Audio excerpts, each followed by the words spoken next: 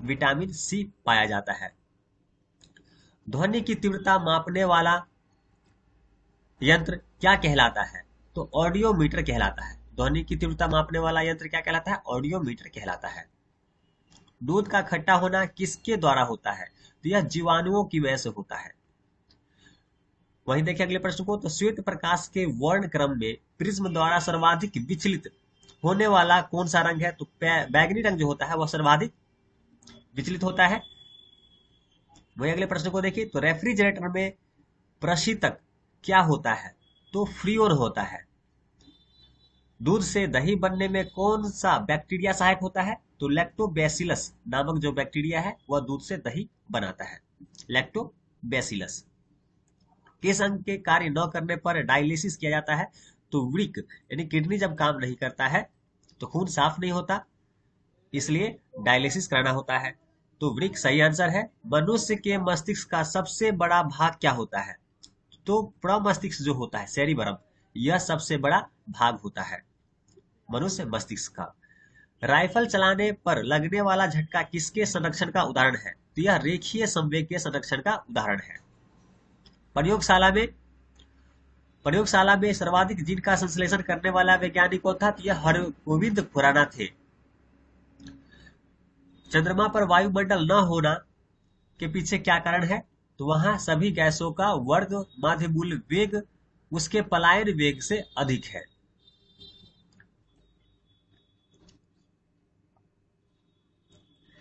किस एक कोशिकीय शैवाल का उपयोग अंतरिक्ष में खाद्य की समुचित पूर्ति के लिए किया जाता है? तो क्लोरेला जो होता है उसका प्रयोग किया जाता है। चलिए अगले प्रश्न को देखते हैं। अगला प्रश्न कह रहा है कि प्राकृतिक रबर किसका बहुलक है? तो प्राकृतिक बहुलक जो है आइसोप्रोपिन का बहुलक होता है। द्रव्य की चौथी अवस्था क्या कहलाती है? तो यह प्लाज्मा कहलाती है। वही बात करें अगले प्रश्न की, तो प्रत्यावर्ती धारा की माप किस यंत्र से की जाती है? तो तप्त तार आमीटर से की जाती है। प्रकाश तरंगों के किस गुण से उनके अनुप्रस्थ होने का प्रमाण मिलता है? तो ध्रुवन से। एक बार फिर से इस प्रश्न को देख लेते हैं। प्रकाश तरंगों के किस गुण से उनके अनुप्रस्थ होने का प्रमाण मिलता है? तो ध्रुवन से हमें उनके अनुप्रस्थ होने का प्रमाण मिलता है। एक वृत्ताकार वलय का गुरुत्व केंद्र कहाँ होता है? तो वलय वृत्त के केंद्र पर होता है। मानव रक्त का पीएच होता है, काफी इंपोर्टेंट है, मानव रक्त का पीएच होता है कितना? 7.5। खनिज संरचना की दृष्टि से हीरा क्या होता है? तो शुद्ध कार्बन होता है। ग्रह गति का सिद्धांत किसने प्रतिपादित किया था? तो केपलर ने ग्रह गति का सिद्धांत दिया था। हाइड्रोजन बम किस सिद्धांत पे काम करता है? नाभिकीय संलयन पर कार्य करता है हाइड्रोजन बम। प्रोटॉन की खोज किसने की थी? तो प्रोटॉन की खोज रदरफोर्ड ने किया था। वहीं अगले प्रश्न को देखिए, तो कौन सा पदार्थ पृथ्वी पर तीनों अवस्थाओं में पाया जाता है? तो यह पानी पाया जाता है। हीरा के संबंध में कैरेट क्या होता है? तो हीरा के भार का मात्रक होता है कैरेट। ठीक है। वहीं देखें तो गैल्वेनीकृत लोहे पर किसका लेप होता है? तो गैल्वेनीकृत लोहे पर जिंक का लेप होता है। भारत में 28 फरवरी को विज्ञान दिवस किस उपलक्ष्य में मनाया जाता है? तो सीवी रमन द्वारा रमन प्रभाव की खोज कराने के दिन के उपलक्ष्य में हम विज्ञान दिवस 28 फरवरी को मनाते हैं। काफी इंपोर्टेंट है, याद रखिएगा। 28 फरवरी को विज्ञान दिवस मनाते हैं। और क्यों मनाते हैं? तो सीवी रमन द्वारा रमन प्रभाव की जो खोज की गई थी उस खोज के दिन के उपलक्ष्य में हम लोग विज्ञान दिवस मनाते हैं। 7 नवंबर 1888 भारत के किस महान वैज्ञानिक का जन्मदिन है? तो सीवी रमन का जन्मदिन है। अगला प्रश्न कह रहा है कि आयोडीन युक्त नमक का प्रयोग किस बीमारी की रोकथाम के लिए किया जाता है? तो गालगंड नामक बीमारी की रोकथाम के लिए आयोडीन युक्त नमक का प्रयोग करते हैं, जिसे हम घेंघा रोग भी बोलते हैं। इसके लिए हम आयोडीन युक्त नमक का प्रयोग करते हैं। विद्युत मोटर का क्या कार्य है? तो विद्युत मोटर का यांत्रिक ऊर्जा में रूपांतरण करना कार्य होता है। विद्युत मोटर क्या करता है? विद्युत ऊर्जा का यांत्रिक ऊर्जा में परिवर्तन करता है विद्युत मोटर। याद रखेंगे, काफी इंपोर्टेंट है। हरे पौधे में प्रकाश संश्लेषण की इकाई क्या कहलाती है?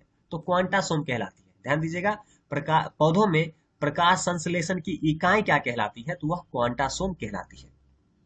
पृथ्वी का औसत घनत्व क्या है? तो 5.5 ग्राम घन सेंटीमीटर पृथ्वी का औसत घनत्व है। कितना?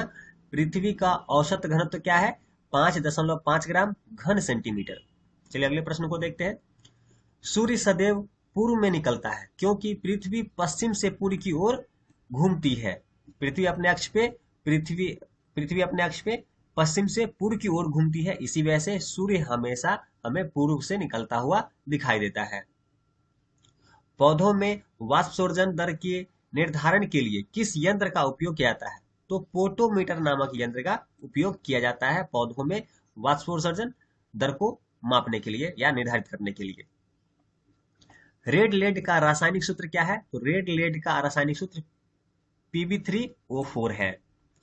मानव शरीर में विटामिन के का निर्माण किस अंग में होता है? तो मानव शरीर में जो विटामिन के होता है उसका किस अंग में निर्माण होता है? तो कोलोन में बैक्टीरिया द्वारा होता है। कौन से अंग में होता है? कोलोन में होता है और बैक्टीरिया द्वारा होता है विटामिन के का निर्माण। देखिए डार्क एवेंजर क्या है? थोड़ा ये कंप्यूटर से आ गया है। डार्क एवेंजर क्या है? तो एक प्रकार का प्रमुख कंप्यूटर वायरस है। डार्क एवेंजर क्या है? एक प्रकार का प्रमुख कंप्यूटर वायरस है। पाइकोलॉजी के तहत विज्ञान की किस शाखा का अध्ययन किया जाता है? तो पाइकोलॉजी के अंतर्गत आपको शैवाल एल्गी का अध्ययन किया जाता है।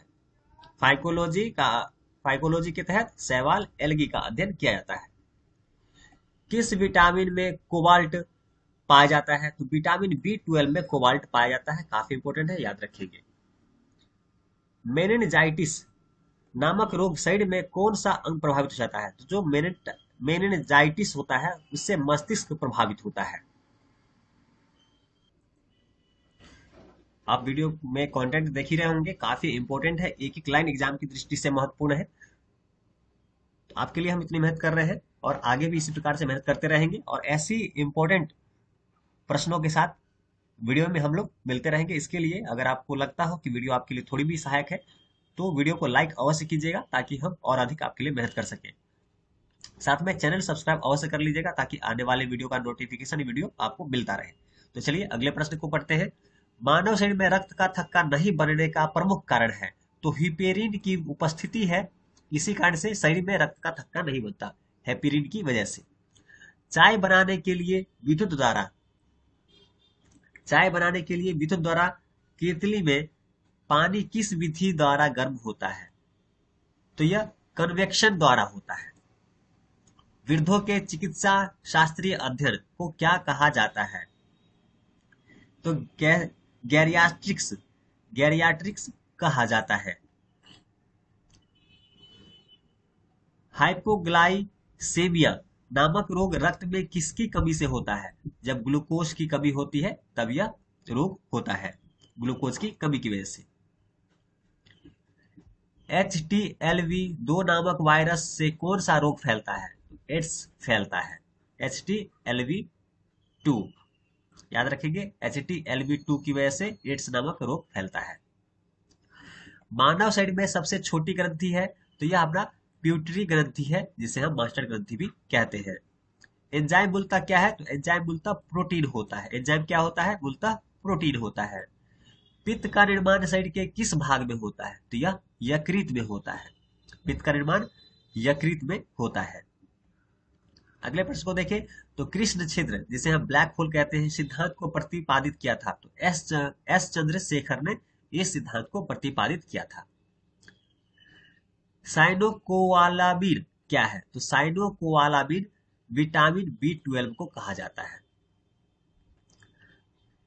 टेट्राडूथाइल लेड पेट्रोल में क्यों मिलाया जाता है? तो यह एंटी नॉकिंग रेटिंग दर को बढ़ाने के लिए मिलाया जाता है। हीरे की चमक होती है इसके पूर्ण आंतरिक परावर्तन के कारण।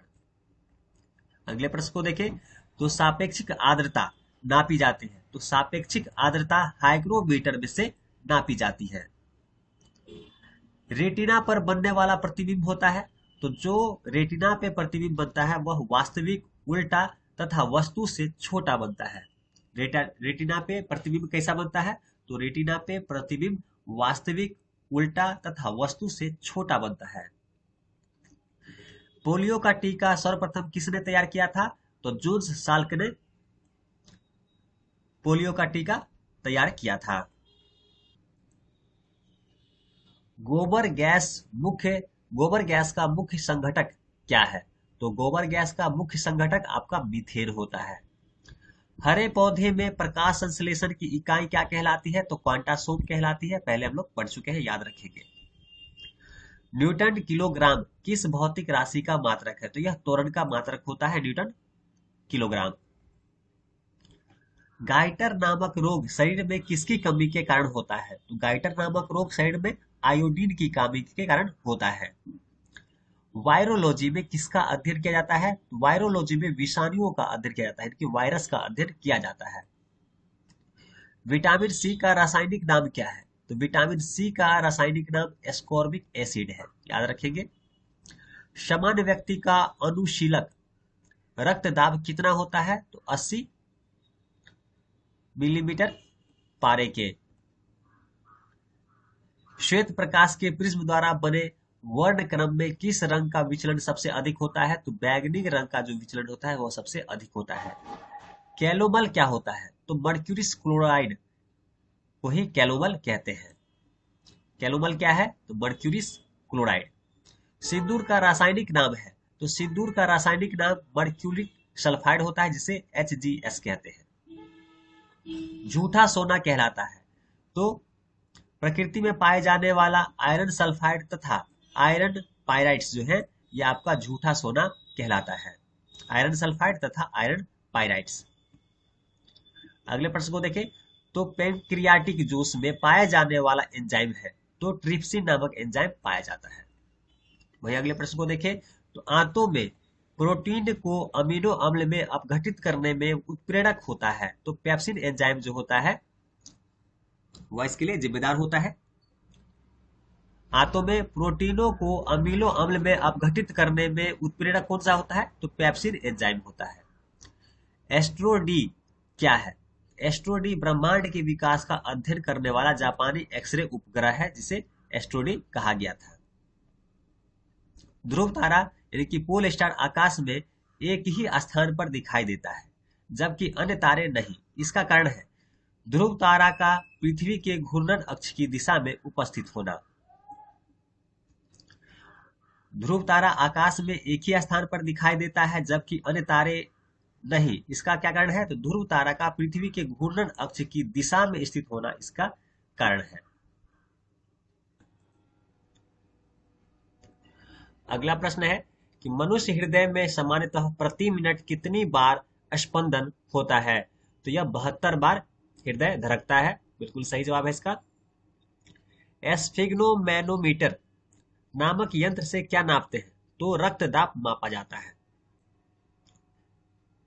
सन 1902 में कार्ल लैंडस्टीनर ने किसकी खोज की थी? तो कार्ल लैंडस्टीनर ने रक्त समूह का खोज किया था, ब्लड ग्रुप का खोज किया था। समुद्र का जल नीला क्यों दिखाई देता है? तो जल के कणों द्वारा प्रकाश के प्रकीर्णन के कारण समुद्र का जल नीला दिखाई देता है। प्रोटीन किस गैस का प्रमुख यौगिक है? तो प्रोटीन जो होता है वह नाइट्रोजन गैस का प्रमुख यौगिक है। इथोलॉजी में किसका अध्ययन किया जाता है? तो इथोलॉजी में जानवरों के व्यवहार का अध्ययन किया जाता है। नोबेल पुरस्कार से सम्मानित होने वाली विश्व की प्रथम महिला विज्ञान के क्षेत्र की थी, वह कौन थी? तो यह मैडम क्यूरी थी। भौतिक विज्ञान में से इनका संबंध है। पानी में सुई तो डूब जाती है, जबकि भारी भारी समुद्री जहाज तैरते रहते हैं, क्या कारण है? तो जहाज के डूबे हुए भाग से हटाए गए पानी का भार सारे जहाज के बराबर होता है, इसलिए वह पल्लवन यानी तैरता है। जबकि सुई के द्वारा हटाए गए पानी का भार सुई के भार से कम होता है, जिससे सुई क्या होती है? पानी में डूब जाती है। भारत का स्वदेश निर्मित दूसरी पीढ़ी का पहला उपग्रह कौन सा है? तो कौन सा था? तो इनसेट 2A। सूर्य के प्रकाश की सहायता से शरीर में किस विटामिन का निर्माण होता है? तो सूर्य के प्रकाश से विटामिन डी मिलता है। ठीक है, तो विटामिन डी बिल्कुल सही होगा। हैली पूछल तारा प्रति कितने वर्ष बाद दिखाई देता है? तो 76 वर्ष बाद यह एक बार दिखाई देता है। किन तरंगों की सहायता से चमगादड़ें रात में सुरक्षित उड़ती है? तो पराश्रव्य तरंगों की सहायता से चमगादड़ जो है रात में सुरक्षित उड़ पाती है। HIV विषाणु से कौन सा रोग होता है? तो एड्स नामक बीमारी होता है। रक्त का थक्का जमाने में कौन सा विटामिन सहायक होता है? तो विटामिन के सहायक होता है। एम्पियर सेकेंड मात्रक है, तो एम्पियर सेकेंड आवेश का मात्रक है। लाफिंग गैस है, तो नाइट्रस ऑक्साइड जो होता है वह लाफिंग गैस है। वहीं आगे देखें तो बाह्य चुंबकीय प्रभाव से वैज्ञानिक यंत्रों की रक्षा की जाती है, तो लौह कवड़ में रखकर। परमाणु बिजली घरों में किस प्रकार की न्यूक्लियर अभिक्रियाएं होती है? तो न्यूक्लियर संलयन की क्रिया होती है। परमाणु बिजली घरों में किस प्रकार की न्यूक्लियर अभिक्रिया होती है? तो न्यूक्लियर संलयन की क्रिया होती है। वायु किरणों पर किस प्रकार का आवेश होता है? तो वायु किरणों पर किसी प्रकार का आवेश नहीं होता है। रेडियो कार्बन तिथि निर्धारण विधि का उपयोग होता है, तो यह जीवाश्मों की आयु का पता लगाने में रेडियो कार्बन तिथि का विधि का उपयोग होता है। शरीर का सारा रक्त किसके माध्यम से शुद्ध होता है? तो वृक्क किडनी की माध्यम से खून साफ होता है। हाइड्रोफाइट किन्हें कहते हैं? तो जलीय पौधों को हम हाइड्रोफाइट कहते हैं।